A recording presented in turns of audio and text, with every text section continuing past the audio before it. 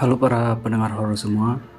Kali ini kita akan menceritakan seorang gadis yang sedang ditugaskan untuk melakukan PKL atau praktik kerja lapangan di sebuah rumah sakit. Yang dimana ternyata rumah sakit ini begitu horor sehoror-horornya. Ngomong-ngomong, saya mendapatkan cerita ini dari sebuah website perkumpulan thread dengan nama akun @cerita_setan. Dan cerita ini berdasarkan sudut pandang si narasumber. Penasaran seperti apakah ceritanya? Maka dari itu langsung saja kita simak dan dengarkan cerita ini.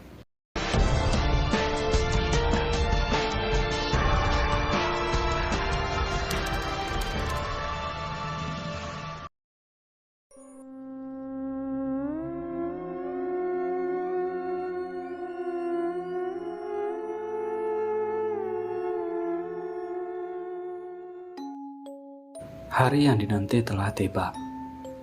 Akhirnya aku bisa merasakan gimana rasanya PKL. Ya, walaupun banyak juga cerita mistis ketika PKL. Tapi bagiku horor itu ketika aku telat menunaikan kewajiban sholat. Gak menutup kemungkinan juga kalau pas lihat setan. Rasanya senang dan bahagia aja waktu bisa bantu orang lain dalam PKL ini. Apalagi aku seorang perawat. Kalau menurut cerita yang beredar, rumah sakit ini katanya terkenal angker dan kebetulan aku kebagian di sana. Ya walaupun hampir semua rumah sakit pasti angker. Tapi mau bagaimana lagi? Dan ini pengalaman seram pertamaku waktu itu. Teman-temanku biasanya manggil aku Putri. Aku kuliah di kota ini juga. Kebetulan waktu itu aku sudah selesai beberes untuk perlengkapan buat besok berangkat. Setelah semua sudah siap, aku bersama kakakku berangkat menuju lokasi. Gak sampai 1 jam kok perjalanannya. Tibalah aku di asrama. Waktu pertama kali aku menginjakkan kaki di asrama, rasanya kok gini banget ya. Merinding aja liatnya. Ada kesan seremnya juga. Tapi aku coba untuk gak mikirin ke arah mistis.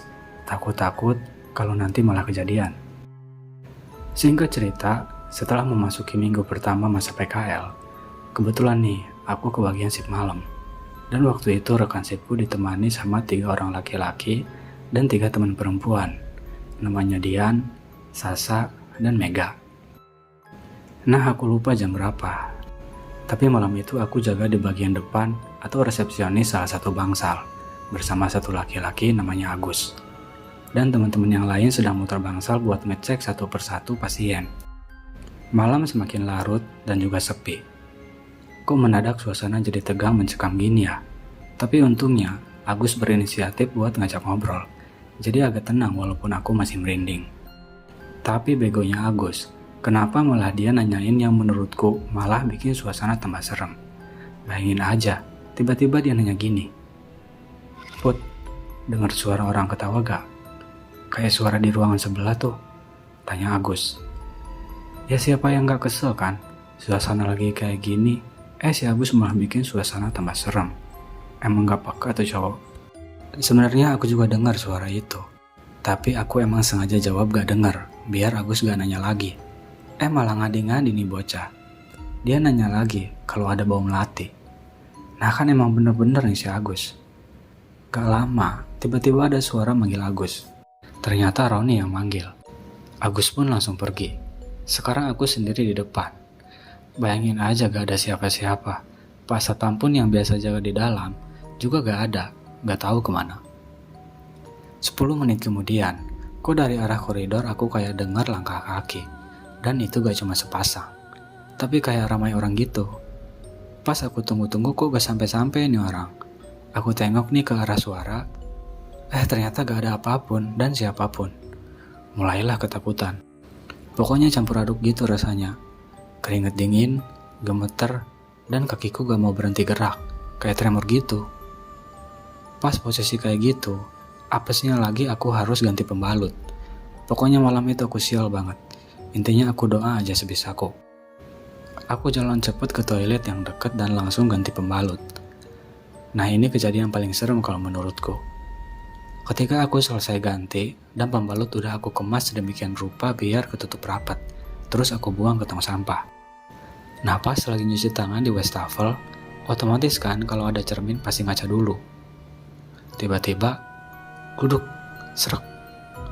Tahu gak suara apa itu? Itu suara bak sampah jatuh dan pembalutku terbuka.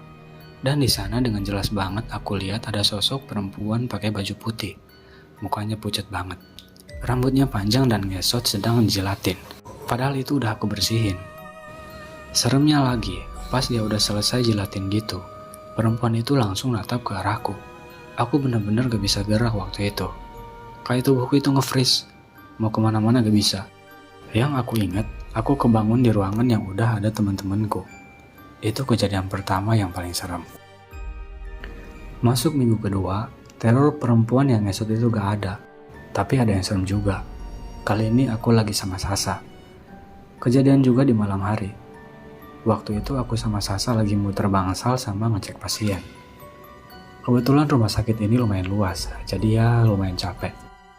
Nah pas kita jalan ke lorong atau koridor, setelah keluar dari ruang pasien, kok tiba-tiba aku kayak nyium bau melati lagi. Merinding nih. Terus aku nanya ke Sasa, kalau dia juga nyium apa enggak. Dan ternyata juga nyium. Kita saling natap, larut dalam pikiran masing-masing. Kira-kira ada apa nih kok mendadak nyium aroma melati? Kita terus jalan agak cepat. Sampai ketika kita belok, tuh udah ada kelihatan banget koridor atau lorongnya yang panjang. Kita berhenti, saling pandang. Pokoknya udah mikir yang serem-serem. Apalagi kalau kayak di film-film gitu. Tiba-tiba lampu mati satu persatu. Intinya aku mikir gimana caranya sampai di ujung tanpa ada gangguan. Setelah berpikir, gak ada jalan lagi selain menyusuri lorong rumah sakit yang di kanan kirinya kayak taman gitu. Kita gandengan. Sempat aku remes tangan Sasa karena emang takut. Nah pas sampai di tengah, itu percabangan. Aku sama Sasa ngeliat ada perempuan pakai baju pasien lagi berdiri gitu di sisi lorong sebelah kanan. Akhirnya kita samperin nih si pasien. Kita tanya-tanyain kok malam-malam gini di luar. Pas udah sampai di belakangnya, aku sapa kan si perempuan ini. Kalau dilihat dari belakang, kayak mbak-mbak gitu. Rambutnya sepinggang, tapi agak acak-acakan. Permisi mbak, kok malam-malam di luar, kenapa? Tapi si pasien itu gak jawab, cuma diam aja. Nengok pun juga enggak. Aku kira aku kurang keras manggilnya. Kemudian aku tanya lagi, tapi agak keras. Nah pas kedua kalinya itu, mbak-mbak itu nengok. Kita udah deg-degan waktu mbak itu mau nengok. Bayangin kalau tiba-tiba mukanya hancur atau gimana, kan kita gak tahu. Kalau di film-film pasti ada musik yang gemuruh gitu kan, terus jump scare. Ini juga sama, detak jantungku deg-degan banget kayak backsoundnya. Terus mbaknya itu entah kenapa nengoknya tuh lambat banget, kayak ada efek slow-mo-nya. Pas udah sepenuhnya nengok, alhamdulillah gak ada yang aneh. Cuma kok pucat aja mukanya. Terus aku tanyain kamarnya di mana, biar kita antar. Udah gitu, mbaknya cuma nunjuk ke arah sana, tepatnya ke kiri. Kalau ditarik lurus, ujungnya kamar mayat. Tapi kita gak mikir atau gak mungkin juga mbaknya ke sana. Lagian juga gak kelihatan kalau setan. Tapi aku salah ternyata. Jadi pas kita nganter mbaknya, jalannya tuh pelan banget. Jadi kita pas ngikutin di belakang juga nunggu lama. Kita terus jalan ngikutin mbaknya, tapi kenapa mbaknya gak berhenti-berhenti? Padahal kita ngelewatin beberapa kamar. Udah mulai mikir yang aneh-aneh nih. Apa benar ini mau ke kamar mayat? Ternyata benar gila. Si Sasa udah mulai mau nangis tuh. Kelihatan banget matanya yang udah berkaca-kaca. Nah gak lama juga dari depan tuh kayak ada yang naik sepeda rumah sakit. Ternyata si Agus sama Roni lagi muter juga. Di situ kita mulai lega, ada temen akhirnya. Tapi anehnya, mereka tuh kayak ketakutan. Jadi nyelonong aja gak manggil atau gimana. Yang bikin aku sama Sasa jadi tambah takut. Nah, pas pandanganku ngikutin mereka nyolong pakai sepeda gitu, aku lihat banget mukanya tegang, kayak dikejar setan. Pokoknya mencekam banget malam itu. Tiba-tiba aku sama Sasa gak sengaja nabrak mbak yang ada di depan kita. Buk. Spontan dong, aku sama Sasa minta maaf. Tapi di sini kita nemuin kejanggalan lagi. Ketika aku dan Sasa nabrak itu, aku benar-benar yakin banget kalau aku nyium aroma busuk.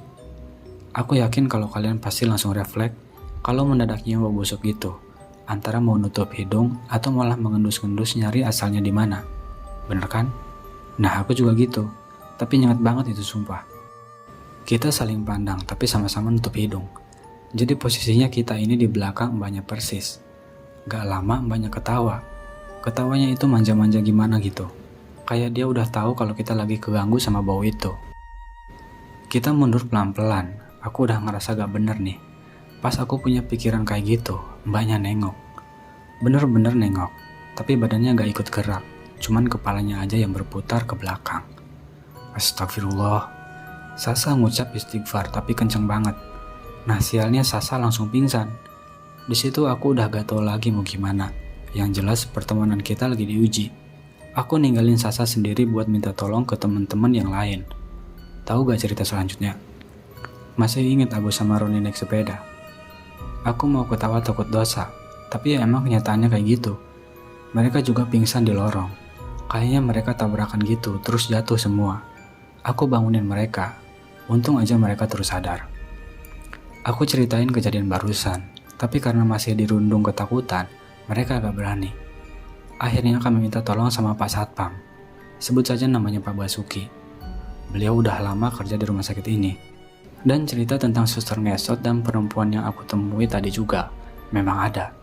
Pokoknya Pak Basuki ini juga salah satu korban mereka. Singkatnya kami akhirnya ditemenin Pak Basuki buat nolongin Sasa. Setelah dipopong dan dimasukkan ke ruangan perawat, gak lama Sasa sadar setelah digosok pakai minyak kayu putih. Di dalam ruangan itu sampai heboh cerita di malam itu. Sampai para karyawan yang jaga pun ikutan ketakutan. Sebenarnya masih ada beberapa minggu lagi nih, dan itu semua kita mengalami kejadian yang serem. Masuk minggu ketiga. Jadi kami udah sepakat untuk menceritakan kejadian masing-masing setelah kami selesai PKL. Jadi waktu itu kami lagi di kosan. Kami cerita semuanya. Ternyata memang kita-kita itu dikasih kesempatan mereka buat mempunyai pengalaman seram loh. Yang parahnya lagi, ceritanya si Dian. Tapi aku mau masuk ke cerita Mega dulu. Di sini aku pakai sudut pandang yang sama ya. Aku Mega. Jadi waktu itu, kebetulan aku yang jaga sama Dian. Si Putri dan Sasa masuk shift pagi. Kejadian yang sama di malam hari. Aku lagi dapat kerjaan bantuin di bagian administrasi. Si Dian lagi bantuin salah satu perawat di bangsa lantai 1. Kalau gak salah ingat, sekitar jam 10 malam, aku masih sibuk dengan layar laptop di ruangan. Aku sortir data nama-nama pasien. Entah pasien baru, lama, yang udah sembuh atau yang udah meninggal.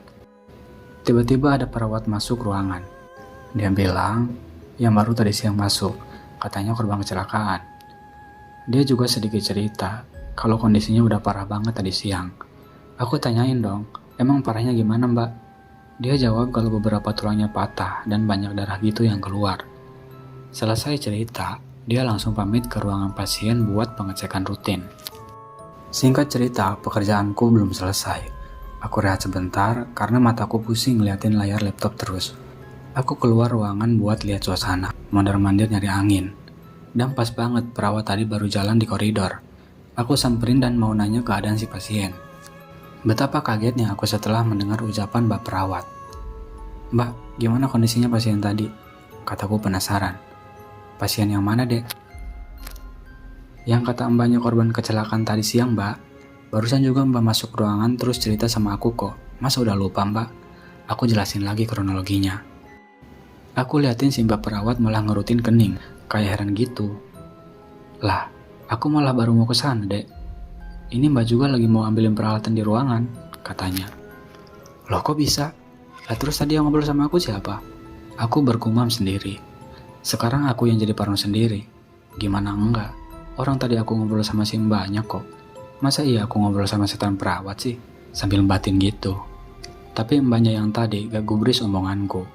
Dia malah diam aja sambil berlalu ninggalin aku. Karena aku juga penasaran, aku ikutin mbak perawat. Mbak, aku ikut ya, boleh? Ya deh, ikut aja gak apa-apa. Aku jalan di belakangnya sambil mikirin yang tadi. Pas udah mau sampai ruangan, sebelum mbak perawat buka pintu, di situ ada sosok perawat keluar dari ruangan, tapi dia gak buka pintu alias nembus.